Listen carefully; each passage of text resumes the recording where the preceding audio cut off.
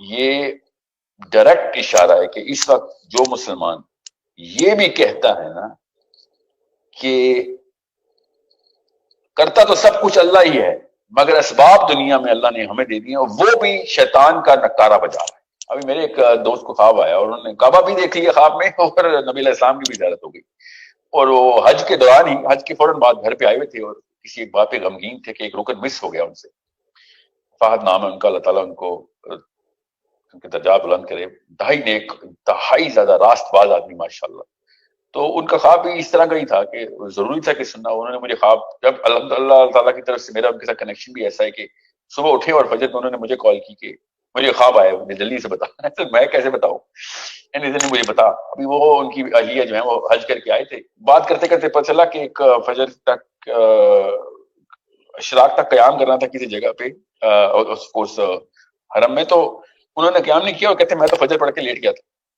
تو بات چیت ہو رہی تھی، تو وہ اس بارے میں دونوں میاں بیوی رات کو یہ بات ڈسکس کرتے رہے کہ حج رہ گیا ہمارے، یہاں تک کہ رو پڑے، اور پھر سوئے تو ان کو خواب میں پھر نبی علیہ السلام نے کی زیارت ہوئی، اور وہ مسجد نبوی کے اندر انہوں نے پراپر خطبہ سنا نبی علیہ السلام کا۔ اس خطبے کے 5 نکات تھے جو انہوں نے مجھے بتائے، اور مجھے کہتے ہیں کہ اس کا مطلب بتاؤ ہے۔ میں نے پھر کہا کہ میں اپنی طرف سے کوئی بھی مطلب نہیں بتا سکتا نا، کیونکہ یہ بہت ضروری ہے کہ آپ کو پتا ہو کہ آپ اب کسی بھی ایسے بندے کو خواب، یہ بھی حدیث ہے، وہ حدیث یہ ہے کہ کسی بھی خیر خواہ کو خواب سنائیں، کیونکہ جو بدخواہ ہے آپ کا جو بھی شخص ہے جو آپ کی تعبیر بتائے گا تو پھر وہی سمجھ لیں کہ تعبیر ہے۔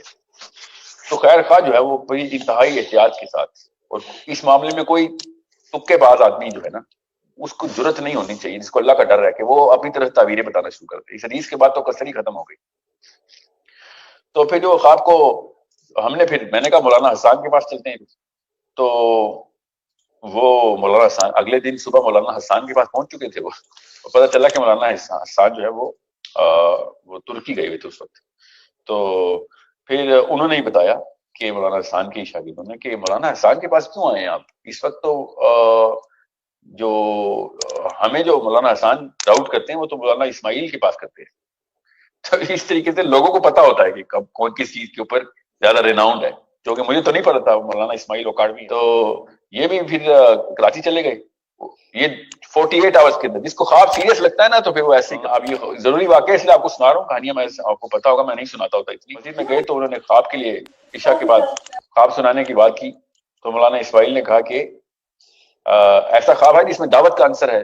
تو انہوں نے کہا کہ جی ہے۔ انہوں نے کہا پھر سب کے سامنے سنائے، کیونکہ لوگ تو ذرا سا شرماتے ہیں۔ تو پھر انہوں نے خواب پورا سنایا، تو مولانا اسماعیل نے کہا کہ آپ 11ویں بندے ہیں جس کو یہ خواب آیا، اس نے مجھے یہ خواب سنایا۔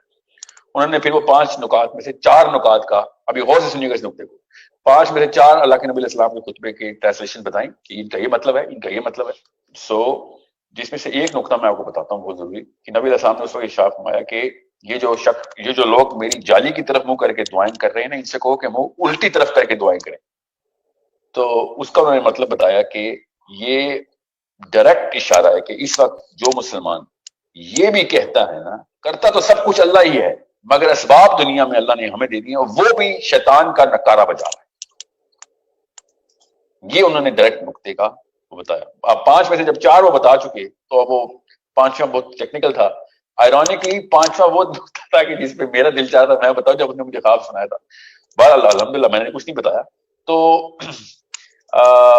5ویں نقطے پہ انہوں نے کہا کہ یہ والا نقطہ تو صرف مولانا حسان ہی بتا سکتے ہیں، اس کا تو مجھے کچھ نہیں سمجھ آیا کہ کیا ہے، مولانا حسان سے رجوع کریں۔ تو پھر انہوں نے کہا کہ ہم مولانا حسان ہی کو تو ڈھونڈتے آپ تک پہنچے ہیں، وہ تو ترکی گئے ہیں، تو اسے تو ویٹ کریں، پھر اگر اللہ نے چاہا تو زندہ واپس آئیں گے، آپ کو بتائیں گے، ڈھونڈیں ان کو۔